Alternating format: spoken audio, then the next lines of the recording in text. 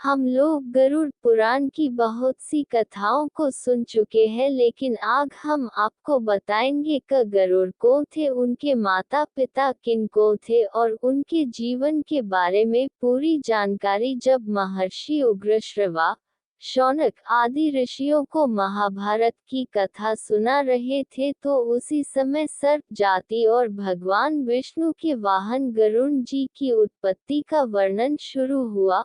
उग्रश्रवा जी से प्रसन्न होकर महर्षि शौनक जी ने उनसे कहा, सूतनंदन उग्रश्रवा, अब तुम आस्तिक ऋषि की कथा सुनाओ, जिन्होंने जन्मेजय के सर्प सत्र में नागराज तक्षक की रक्षा की थी। तुम्हारे मुंह से निकली कथा मिठास से भरी और सुंदर होती है। तुम अपने पिता के अनुरूप पुत्र हो, उन्हीं के समान हमें उनकी कथा सुनाओ, हम तुमसे प्रसन्न हैं। उग्रश्रवा जी ने कहा, आयुष्मान, मैंने अपने पिता के मुंह से ऋषि आस्तिक की कथा सुनी है, वही आप लोगों को सुनाता हूँ। सत्ययुग में दक्ष प्रजापति की दो कन्याएं थीं, कद्रु और विंता। उनका विवाह कश्यप ऋषि से हुआ था। गरुड़ की उत्पत्ति कैसे हुई? एक दिन ब्रह्मर्षि कश्यप ने अपनी धर्मपत्नियों से प्रसन्न होकर कहा, तुम्हारी जो इच्छा हो, मुझसे वर मांग लो। कद्रु ने कहा, 1000 समान रूप से तेजस्वी नाग मेरे पुत्र हों। विंता बोली, तेज, शरीर और बल विक्रम में कद्रु के पुत्रों से श्रेष्ठ केवल 2 ही पुत्र मुझे प्राप्त हों। कश्यप जी ने एवमस्तु कहा। दोनों प्रसन्न हो गई। सावधानी से गर्भ रक्षा करने की आज्ञा देकर कश्यप जी वन में चले गए। समय आने पर कद्रु ने 1000 और विंता ने 2 अंडे दिए। दासियों ने प्रसन्न होकर गर्म बर्तनों में उन्हें रख दिया। 500 वर्ष पूरे होने पर कद्रु के तो 1000 पुत्र निकल आए, परंतु विंता के 2 बच्चे नहीं निकले। कुछ समय और बीतने पर अत्यंत अधीर हुई विंता ने अपने हाथों से एक अंडा फोड़ डाला। उस अंडे का शिशु आधे शरीर से तो पुष्ट हो गया था, परंतु उसका नीचे का आधा शरीर अभी कच्चा था। गरुड़ के भाई का नाम नवजात शिशु ने क्रोधित होकर अपनी माता को शाप दिया, माँ, तूने लोभवश मेरे अधूरे शरीर को ही निकाल लिया है, इसलिए तू अपनी उसी सौत की 500 वर्ष तक दासी रहेगी, जिससे तू डाह करती है। यदि मेरी तरह तूने दूसरे अंडे को भी फोड़कर उसके बालक को अंगहीन या विकृतांग न किया, तो वही तुझे इस शाप से मुक्त करेगा। यदि तेरी ऐसी इच्छा है कि मेरा दूसरा बालक बलवान हो, तो धैर्य के साथ 500 वर्ष तक और प्रतीक्षा कर। इस प्रकार शाप देकर वह बालक आकाश में उड़ गया और भगवान सूर्य के रथ का सारथी बना। प्रातःकालीन लालिमा उसी की झलक है। वह नवजात बालक ही गरुड़ के भाई थे, बाद में उनका नाम अरुण हुआ। गरुड़ कौन थे? इस घटना के काफी समय बाद एक बार कद्रु और विंता दोनों बहनें एक साथ ही घूम रही थी कि उन्हें पास ही उच्चैःश्रवा नाम का घोड़ा दिखाई दिया। यह अश्व रत्न अमृत मंथन के समय उत्पन्न हुआ था और समस्त अश्वों में श्रेष्ठ, बलवान, विजयी, सुंदर, अजर, दिव्य एवं सब शुभ लक्षणों से युक्त था। उसे देखकर वे दोनों आपस में उसका वर्णन करने लगी।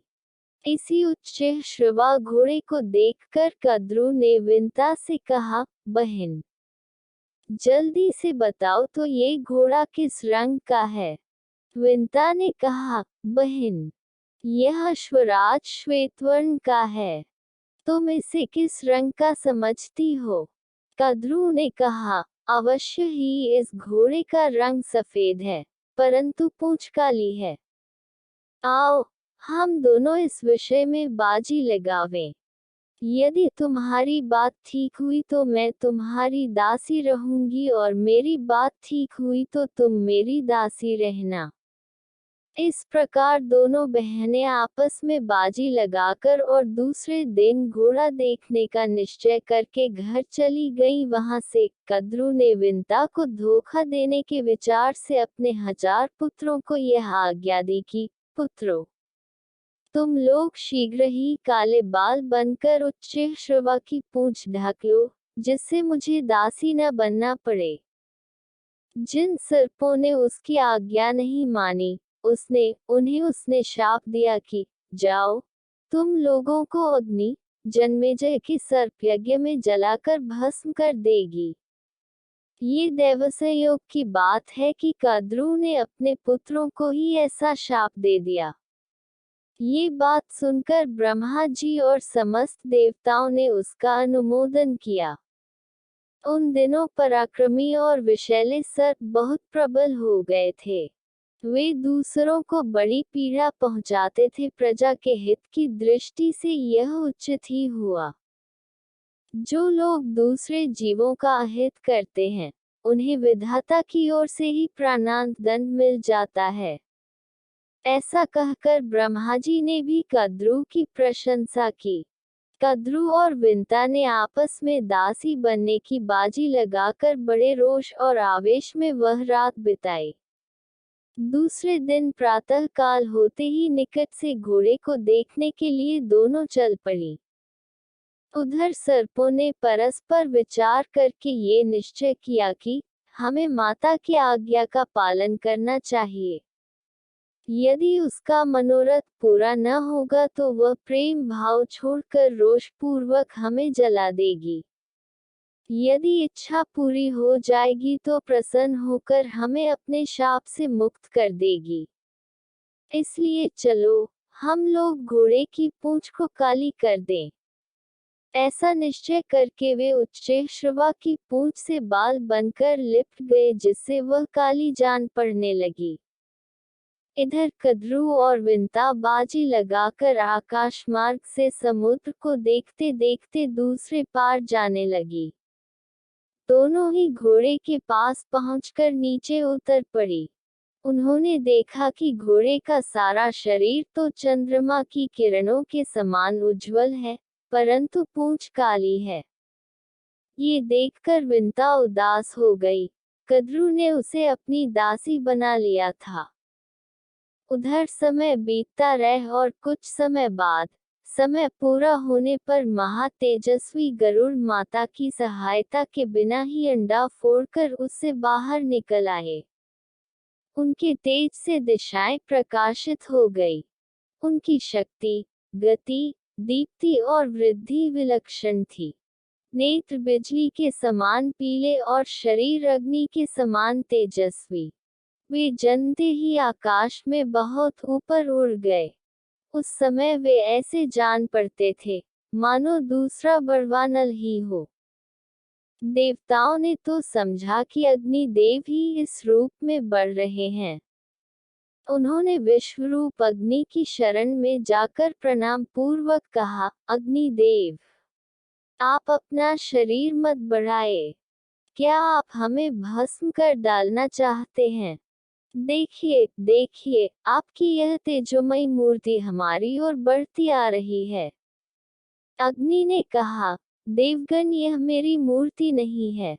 ये विंता नंदन परम तेजस्वी पक्षीराज गरुड़ हैं। इन्हीं को देखकर आप लोगों को भ्रम हुआ है। ये नागों के नाशक, देवताओं के हितैषी और आसुरों के शत्रु हैं। आप इनसे भयभीत न हो। मेरे साथ चलकर इनसे मिल लें। अग्नि के साथ जाकर देवता और ऋषियों ने गरुड़ की स्तुति की। देवता और ऋषियों की स्तुति सुनकर गरुड़ जी ने कहा, मेरे भयंकर शरीर को देखकर जो लोग घबरा गए थे, वे अब भयभीत न हों। मैं अपने शरीर को छोटा और तेज को कम कर लेता हूँ। सब लोग प्रसन्नता पूर्वक लौट गए। एक दिन विंता अपने पुत्र के पास बैठी हुई थी। कद्रू ने उसे बुलाकर कहा, मुझे समुद्र के भीतर नागों का एक दर्शनीय स्थान देखना है। वहां तू मुझे ले चल। अब विंता ने कद्रू को और गरुड़ जी ने माता की आज्ञा से सर्पों को अपने कंधों पर बैठा लिया और उनके अभीष्ट स्थान को ले चले। गरुड़ जी बहुत ऊपर सूर्य के निकट से चल रहे थे। तीक्ष्ण गर्मी के कारण सर्प बेहोश हो गए। कद्रू ने इंद्र से प्रार्थना करके सारे आकाश को मेघ मंडल से आच्छादित करा दिया। वर्षा हुई, सब सर्प सुखी हो गए। उन्होंने अभीष्ट स्थान पर पहुंचकर लवण सागर, मनोहर वन आदि देखा, यथेच विहार किया और खूब खेलकूद कर गरुड़ से कहा, तुमने तो आकाश में उड़ते समय बहुत से सुंदर सुंदर द्वीप देखे होंगे। अब हमें और किसी द्वीप में ले चलो। गरुड़ कुछ चिंता में पड़ गए। उन्होंने सोच विचार कर अपनी माता से पूछा कि माँ, मुझे सर्पों की आज्ञा का पालन क्यों करना चाहिए? विंता ने कहा, बेटा, इन सर्पों के छल से मैं बाजी हार गई और दुर्भाग्यवश अपनी सौत कद्रू की दासी हो गई। अपनी माता के डैक से गरुड़ भी बड़े दुखी हुए। उन्होंने सर्पों से कहा, सर्पगण, ठीक ठीक बताओ, मैं तुम्हें कौन सी वस्तु ला दूं? किस बात का पता लगा दूं अथवा तुम लोगों का कौन सा उपकार कर दूं, जिससे मैं और मेरी माता दासत्व से मुक्त हो जाएं?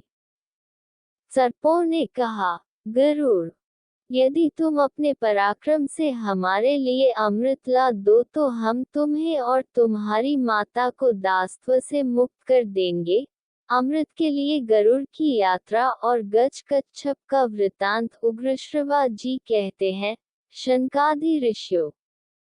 सर्पों की बात सुनकर गरुड़ ने अपनी माता विंता से कहा, माता, मैं अमृत के लिए जा रहा हूँ।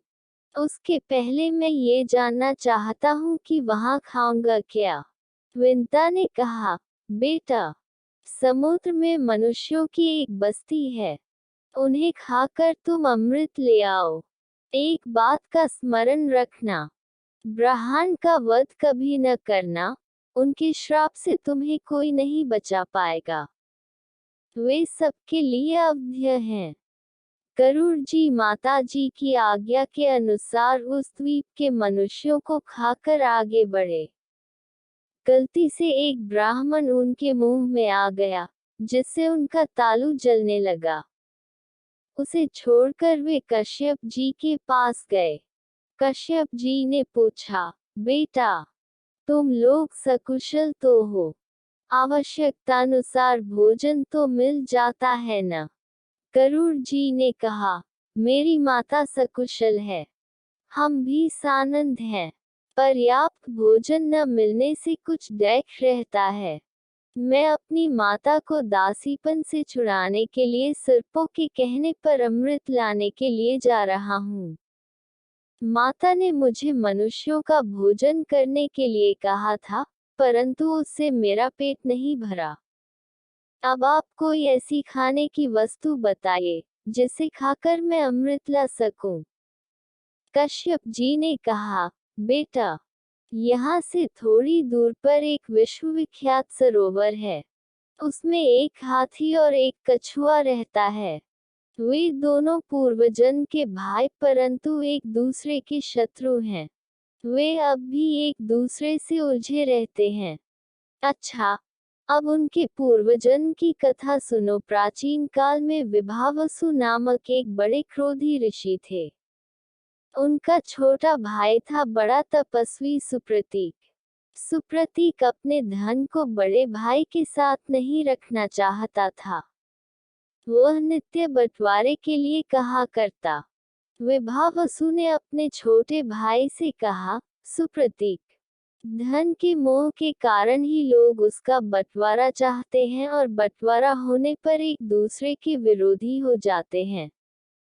तब शत्रु भी उनके अलग अलग मित्र बन जाते हैं और भाई भाई में भेद डाल देते हैं। उनका मन फत्ते ही मित्र बने हुए शत्रु दोष दिखा दिखाकर वैर भाव बढ़ा देते हैं। अलग अलग होने से तत्काल उनका अध पतन हो जाता है, क्योंकि फिर वे एक दूसरे की मर्यादा और सौहार्द का ध्यान नहीं रखते। इसी से सत्पुरुष भाइयों के अलगाव की बात को अच्छी नहीं मानते। जो लोग गुरु और शास्त्र के उपदेश पर ध्यान न देकर परस्पर एक दूसरे को संदेह की दृष्टि से देखते हैं, उनको वश में रखना कठिन है। तू भेदभाव के कारण ही धन अलग करना चाहता है, इसलिए जा, तुझे हाथी की योनि प्राप्त होगी। सुप्रतीक ने कहा, मैं हाथी होऊंगा तो तुम कछुआ होगे। गरुड़। इस प्रकार दोनों भाई धन के लालच से एक दूसरे को शाप देकर हाथी और कछुआ हो गए हैं। यह पारस्परिक द्वेष का परिणाम है। वे दोनों विशालकाय जंतु अब भी आपस में लड़ते रहते हैं। हाथी 6 योजन ऊंचा और 12 योजन लंबा है। कछुआ 3 योजन ऊंचा और 10 योजन गोल है। वे मतवाले एक दूसरे का प्राण लेने के लिए उतावले हो रहे हैं। तुम जाकर उन दोनों भयंकर जंतुओं को खा जाओ और अमृत ले आओ। कश्यप जी की आज्ञा प्राप्त करके गरुड़ जी उस सरोवर पर गए। उन्होंने एक पंजे से हाथी को और दूसरे से कछुए को पकड़ लिया तथा आकाश में बहुत ऊंचे उड़कर अलम तीरथ में जा पहुंचे। वहां सुवर्णगिरी पर बहुत से देव वृक्ष लहलहा रहे थे। वे गरुड़ को देखते ही इस भय से कांपने लगे कि कहीं इनके धक्के से हम टूट न जाएं। उनको भयभीत देखकर गरुड़ जी दूसरी ओर निकल गए। उधर एक बड़ा सा वट वृक्ष था। वट वृक्ष ने गरुड़ जी को मन के वेग से उड़ते देखकर कहा कि तुम मेरी 100 योजन लंबी शाखा पर बैठकर हाथी और कछुए को खा लो। ज्यों ही गरुड़ जी उसकी शाखा पर बैठे त्यों ही वह चिड़चिड़ाकर टूट गई और गिरने लगी।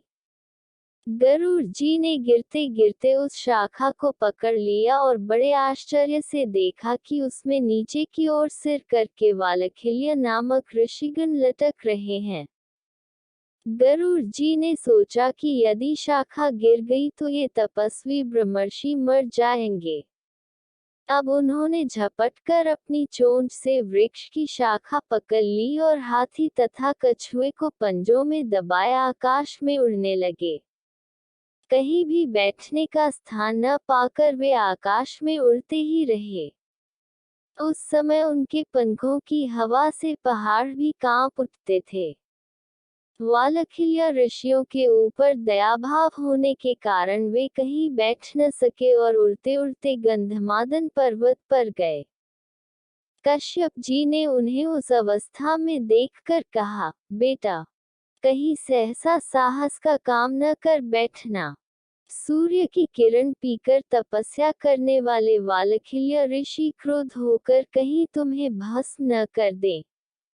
पुत्र से इस प्रकार कहकर उन्होंने तप शुद्ध वालखिल्य ऋषियों से प्रार्थना की, तपोधनो, गरुड़ प्रजा के हित के लिए एक महान कार्य करना चाहता है।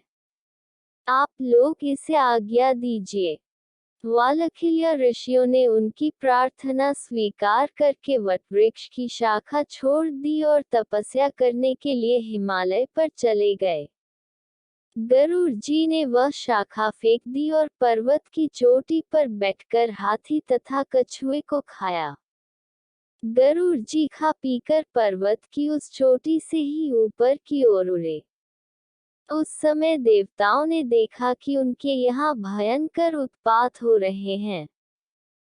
देवराज इंद्र ने बृहस्पति जी के पास जाकर पूछा, भगवन, एकाएक बहुत से उत्पात क्यों होने लगे हैं? कोई ऐसा शत्रु तो नहीं दिखाई पड़ता जो मुझे युद्ध में जीत सके। बृहस्पति जी ने कहा, इंद्र, तुम्हारे अपराध और प्रमाद से तथा महात्मा वालखिल्य ऋषियों के तपोबल से विंता नंदन गरुड़ अमृत लेने के लिए यहाँ आ रहा है। वह आकाश में स्वच्छंद विचरता तथा इच्छानुसार रूप धारण कर लेता है। वह अपनी शक्ति से असाध्य कार्य को भी साध सकता है। अवश्य ही उसमें अमृत हर ले जाने की शक्ति है। बृहस्पति जी की बात सुनकर इंद्र ने तुरंत अमृत के रक्षकों को सावधान करके कहा कि देखो, परम पराक्रमी पक्षीराज गरुड़ यहाँ से अमृत ले जाने के लिए आ रहा है। सचेत रहो, वह बलपूर्वक अमृत न ले जाने पावे। सभी देवता और स्वयं इंद्र भी अमृत को घेर कर उसकी रक्षा के लिए डट गए। गरुड़ ने वहां पहुंचते ही पंखों की हवा से इतनी धूल उड़ाई कि देवता अंधे से हो गए। वे धूल से ढककर मूर से बन गए। सभी रक्षक आंखें खराब होने से डर गए। वे एक क्षण तक गरुड़ को देख भी नहीं सके। सारा स्वर्ग क्षुब्ध हो गया। चोंच और डैनों की चोट से देवताओं के शरीर जर्जरित हो गए। इंद्र ने वायु को आज्ञा दी कि तुम ये धूल का पर्दा फाड़ दो। ये तुम्हारा कर्तव्य है। वायु ने वैसा ही किया। चारों ओर उजाला हो गया। देवता उन पर प्रहार करने लगे। गरुड़ ने उड़ते उड़ते ही गरज कर उनके प्रहार सह लिए और आकाश में उनसे भी ऊंचे पहुंच गए। देवताओं के शस्त्रास्त्रों के प्रहार से गरुड़ तनिक भी विचलित नहीं हुए। उनके आक्रमण को विफल कर दिया। गरुड़ के पंखों और चोंचों की चोट से देवताओं की चमड़ी उधड़ गई। शरीर खून से लथपथ हो गया। वे घबराकर स्वयं ही तितर बितर हो गए। इसके बाद गरुड़ आगे बढ़े। उन्होंने देखा कि अमृत के चारों ओर आग की लाल लाल लपटें उठ रही हैं। अब गरुड़ ने अपने शरीर में 8100 मुंह बनाए तथा बहुत सी नदियों का जल पीकर उसे धधकती हुई आग पर उड़ेल दिया। अग्नि शांत होने पर छोटा सा शरीर धारण करके वे और आगे बढ़े। गरुड़ और सर्प की लड़ाई उग्र शिवाजी कहते हैं। सूर्य की किरणों के समान उज्ज्वल और सुनहला शरीर धारण करके गरुड़ ने बड़े वेग से अमृत के स्थान में प्रवेश किया। उन्होंने वहां देखा कि अमृत के पास एक लोहे का चक्र निरंतर घूम रहा है। उसकी धार तीखी है। उसमें सहस्रों अस्त्र लगे हुए हैं। वह भयंकर चक्र सूर्य और अग्नि के समान जान पड़ता है। उसका काम ही था अमृत की रक्षा। गरुड़ जी चक्र के भीतर घुसने का मार्ग देखते रहे। एक क्षण में ही उन्होंने अपने शरीर को संकुचित किया और चक्र के आरों के बीच होकर भीतर घुस गए। अब उन्होंने देखा कि अमृत की रक्षा के लिए 2 भयंकर सर्प नियुक्त हैं। उनकी लपलपाती जीभ, चमकती आंखें और अग्नि की सी शरीर कांति थी। उनकी दृष्टि से ही विष का संचार होता था। गरुड़ जी ने धूल झोंककर उनकी आंखें बंद कर दी। चोंचों और पंजों से मार मार कर उन्हें कुचल दिया। चक्र को तोड़ डाला और बड़े वेग से अमृत पात्र लेकर वहां से उड़ चले। उन्होंने स्वयं अमृत नहीं पिया, बस आकाश में उड़कर सर्पों के पास चल दिए। आकाश में उन्हें विष्णु भगवान के दर्शन हुए। गरुड़ के मन में अमृत पीने का लोभ नहीं है, ये जानकर अविनाशी भगवान उन पर बहुत प्रसन्न हुए और बोले, गरुड़, मैं तुम्हें वर देना चाहता हूँ। मनचाही वस्तु मांग लो। गरुड़ ने कहा, भगवान, एक तो आप मुझे अपनी ध्वजा में रखिए, दूसरे मैं अमृत पिए बिना ही अजर अमर हो जाऊं। भगवान ने कहा, तथास्तु। गरुड़ ने कहा, मैं भी आपको वर देना चाहता हूँ, मुझसे भी कुछ मांग लीजिए। भगवान ने मुस्कुरा कर कहा, तुम मेरे वाहन बन जाओ। गरुड़ ने, ऐसा ही होगा। कहकर उनकी अनुमति से अमृत लेकर यात्रा की। अब तक इंद्र की आंखें खुल चुकी थीं। उन्होंने गरुड़ को अमृत ले जाते देख क्रोध से भरकर वज्र चलाया।